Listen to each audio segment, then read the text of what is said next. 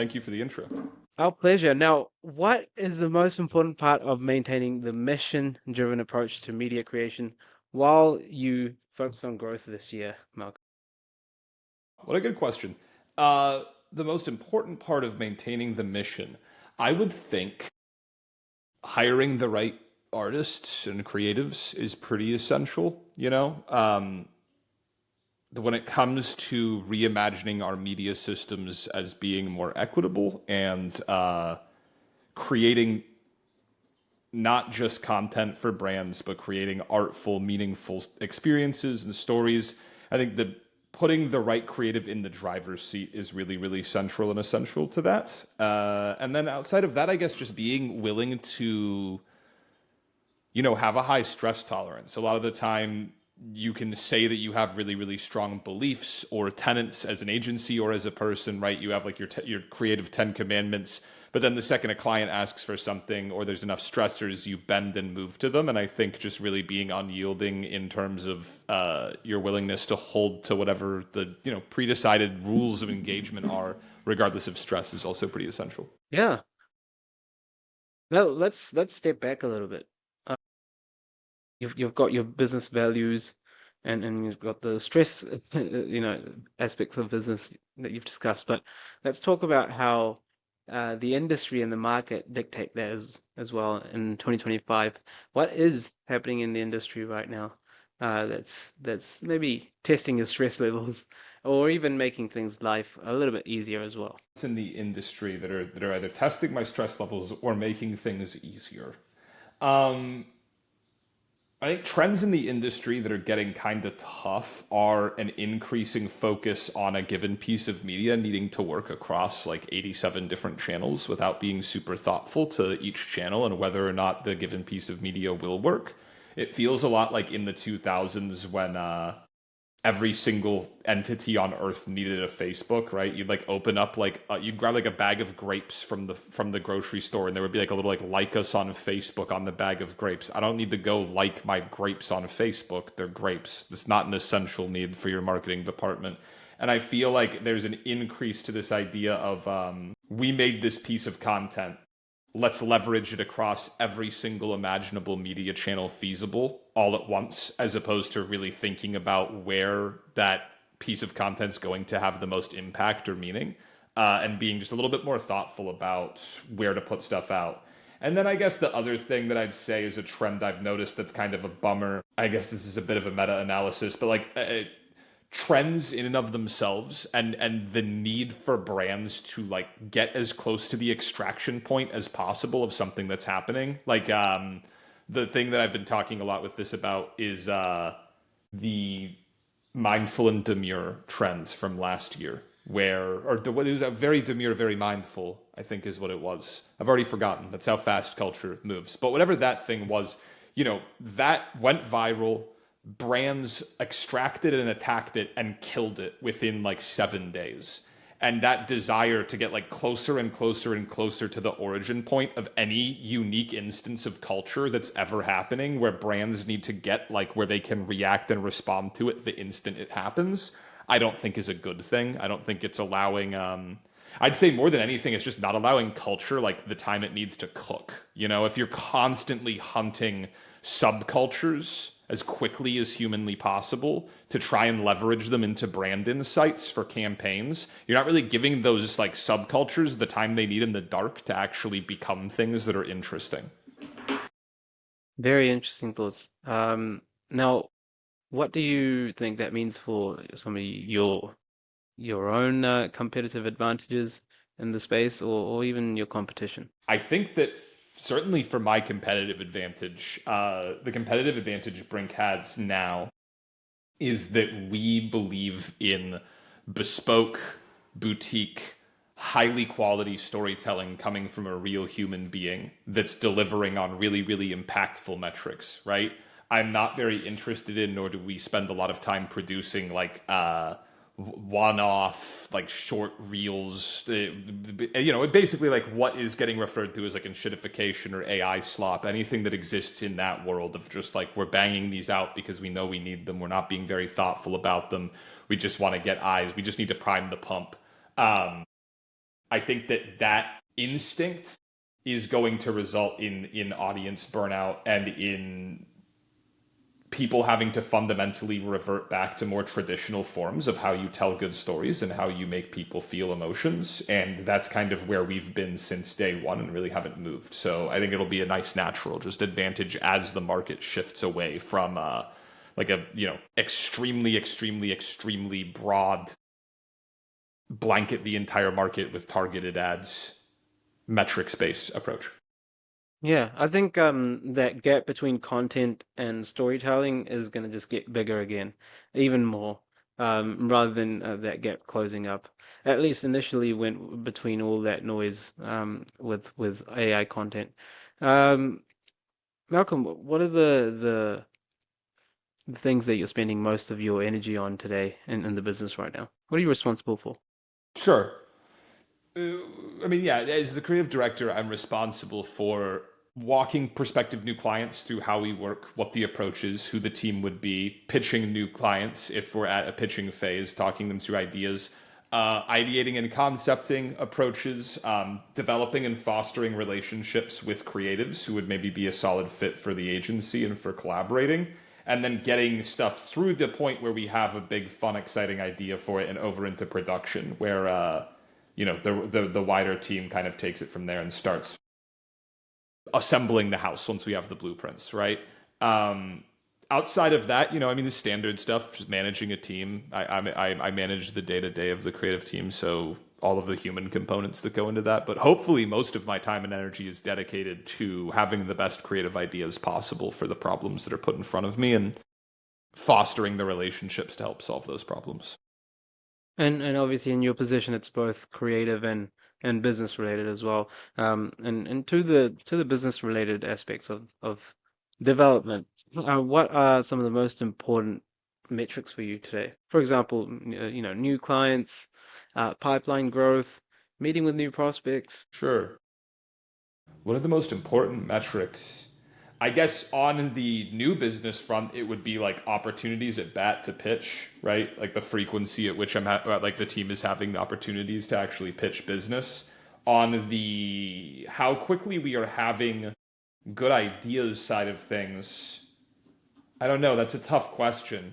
Creativity is so hard to put into like an actual monetary value. You can have the right idea in 30 seconds. You can have the right idea. It takes 30 days to have the right idea. So it's kind of tough to chalk that up to efficiency. A lot of the time, that's not what's causing those drag points. Interesting. And what do you feel like is some of your best pitch opportunities? What really drives the best deals and closes and sales for the company? My general approach is honestly usually geared around having them fall in love with who we are and how we think, and less so around ideas that we're bringing. I'm a big believer that ideas themselves are fairly cheap. The right partnership is what's expensive and really, really critical. And so, usually, our focus, if we're talking with prospective new clients, is much more geared around the idea of them getting a deep understanding of the creatives they'll be working with, their personalities, how we like to assess and address the work, um, and less so, really, really white knuckling one single idea that we're bringing them. Uh, we have a really, really, really big focus on bringing in clients as creatives who are involved from day one of a given project, and so that is a great fit for certain people, and also sometimes a tougher fit for others. And just making sure they have a really strong understanding of how the approach that we have that has time and again resulted in the best work possible. Making sure they understand, are aligned with, and excited by that approach. Yeah, that's interesting. And excitement is a big part of it. And I think some of the three best ways to get them excited and for the prospect of a better transformation that they're looking for is one, why do anything at all? Why is there even a need for this? Are you just going on autopilot to work with us, or is there actually something there that you want to achieve? And then number two, why do it now? Why not in a year's time? Why now? And then thirdly, why do it with us? Why are we the best people for this job? And these three things really move the pitch forward. Um, what are some of the best techniques that you've learned over time to really move the pitch forward, Malcolm? Kind of took the words out of my mouth on generally the three things that I like to start with of why now, and why us. Those are kind of the really big things that I seek to answer pretty early on in any given partnership. And then beyond that, I'm going to adjust your question because to me, it's not just about landing business, it's about landing the right business. I don't really care if I land business that's a nightmare or poorly scoped or just like painful to work on. I only really care about and aggressively study business I've landed that ends up being results in fantastic creative that's profitable, right? And the thing that I've seen time and again result in fantastic creative that's profitable and not just result in a sale is really giving them a deep and ornate understanding in our approach both to how we work and our approach when it comes to how we believe media works, right? And our approach to how we believe media works is that vanity metrics are vanity metrics really don't matter. And what matters at the end of the day is telling audiences a story that they fundamentally care about. If you can build a story that audiences fundamentally believe and care about, it's going to move the needle for your brand long term in ways that are really beneficial. Checkbox one. Are they looking to buy branded entertainment, and or are they vehemently nodding their heads as we're talking about the idea of branded entertainment versus a 30 or versus a flight of display ads? From there, talking really extensively about the idea of trust and empowerment. To me, those are the two things that I've seen time and again either make great creative or kill great creative, which is the idea that how I like to talk about it is that you're coming to us on the same page that what we're trying to do is drive to New York. I'm going to give you as the stakeholder all of the tools you need and all the trust you need in me to know that we're going to drive to New York.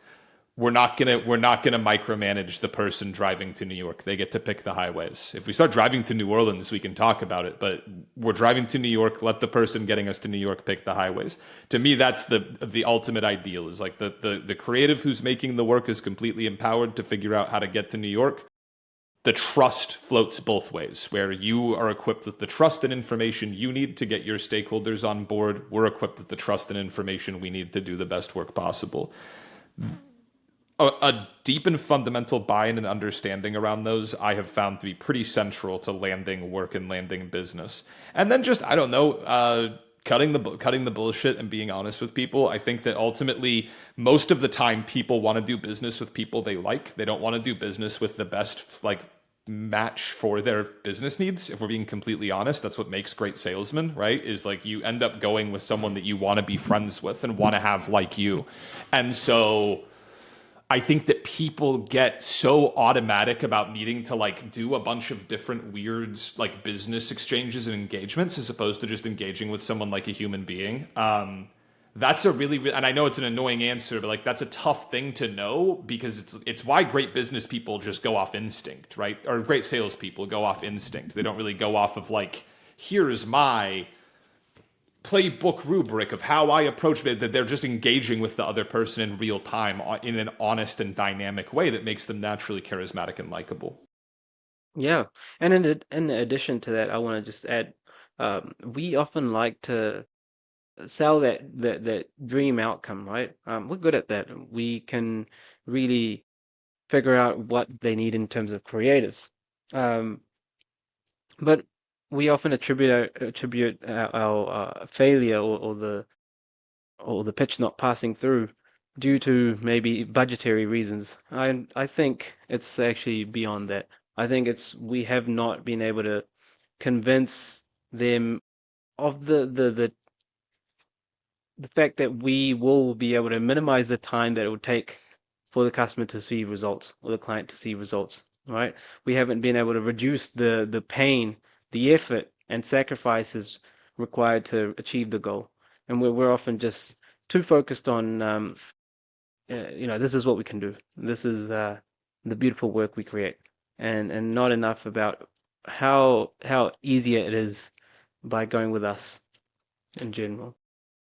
Yeah, I suppose. I don't know. I would say the biggest reason I see pitches fail is trust more than anything else, is just failing to get someone to trust you. I guess maybe this is just I'm a crazy person, but if you ask me to assess why I don't hire someone or why I don't why I don't want to hang out with someone or why I don't go with like a service. It's very rarely, I'd say the only time it's true to what you're saying is if the service is like Asana or something, right? Like it's like a project management tool where I'm like, I'm not convinced that the absolute bottom dollar here is not going to be worth the business problem that you're putting in front of me. The second it becomes anything that's hyper creative or communications driven or anything like that, to me it fundamentally like becomes an issue of trust at the end of the day in some way, shape, or form. And that might be that I don't, you know, you didn't equip me with the information to go like bottomlessly advocate for you,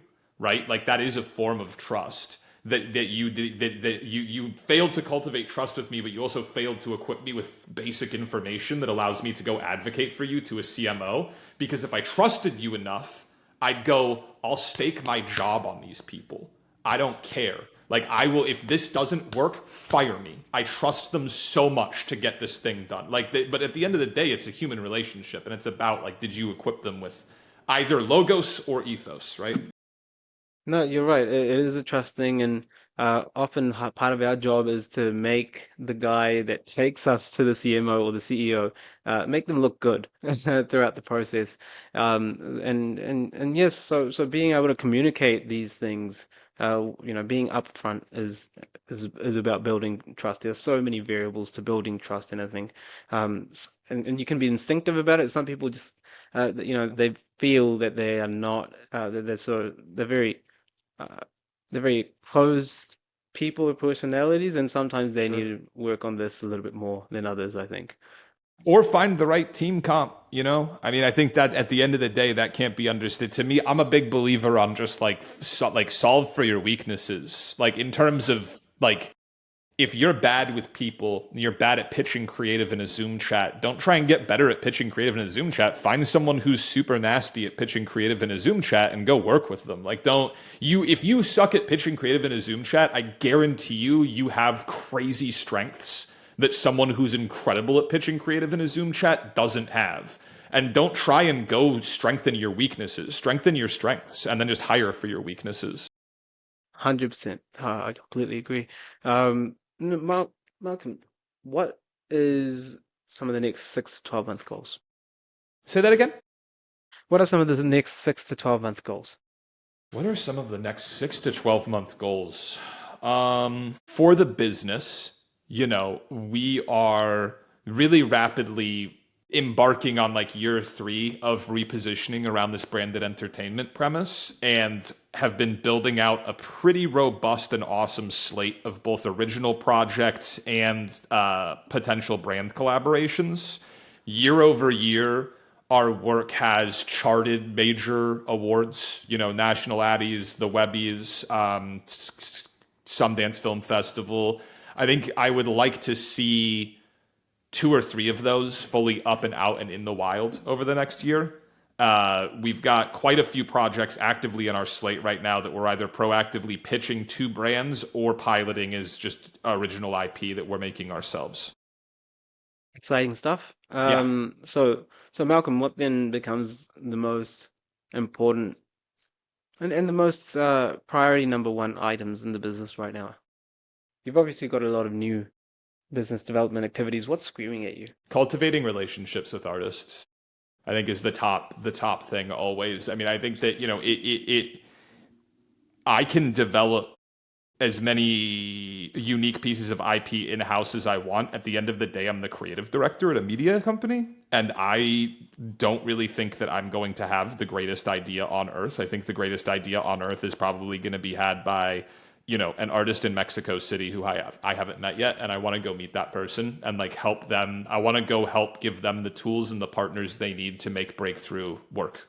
And ideally either, partner with them to make it or find the right partners to make it. But you're never going to be able to find that work. It's not just out there. It's not out there waiting for the right client to come hire me to make it. And it's not out there in the abyss of ideas I can have. Someone else has that idea and I want to go find them and then bring the right partners to the table to help get it made. Interesting. And then cultivating relationships. It's a hard job. And it's another part of building trust, and that Sure. we've talked about and covered. Um, what what's something that you've tried before and may or may not have worked with regards to, finding that work and landing that new business? Why don't we do one of each? So it's a time I was successful and a time I failed at cultivating relationships. The successful is going to be incredibly corny and annoying, but it really is just the one rule of law, which is just like be who you are. Like just be open about who you are and the toys you have at the table. I think both of those are so essential. If you lead with this is really interesting to me. I'm really excited about what's going on. I'm fascinated. These are my open interests. Here's why I wandered over here and why I was excited to begin with. And check ego at the door, check the idea of like, this is going to be my business and my client or like my creative that I work with, and just say, hey, like, this is something that's earnestly interesting to me. Let's talk about it. Let's develop a relationship around it. It will either result in a business opportunity or it won't. But it's probably going to result in something more positive than if you try and come at it from an extractionist transactional perspective. Something that hasn't worked for me in the past when it comes to cultivating relationships, being pushy with transactionalism, I guess. I'm not a huge fan of like emails that like end with like, when can I book our next conversation?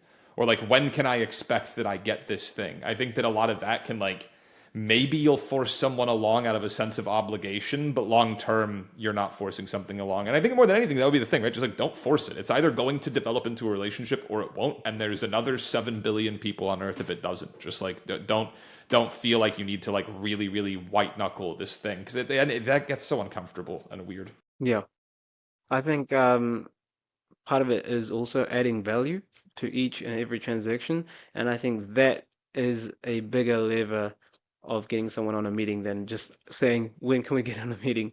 Or I've scheduled a call for Thursday. Totally. The best way is just to offer them some support that they need, and just not expect anything in return, and that just goes a long, long way. Yeah, yeah. I think yeah, it's tough. I try and always look at it, at least from my perspective, because yeah, the value thing is like a tried and true angle. I think for me, I always try and look at it from the perspective of just like genuine interest in something that they share with me, as opposed to value. Because the second I start looking at like where and how can I generate value for you, the headspace I switch into ends up feeling very I don't know, like scheming. And I'm not very good at. I'm kind of bad at scheming. Like whenever I find myself in a place of like I'm trying to like work the angles on so I try and just like get away from it because I kind of suck at it. Whenever I try and do that, I fall super out of flow compared to just staying in it with someone. Oh, you think seahorses are super interesting and you're making a documentary about them? Guess what? They're my favorite animal.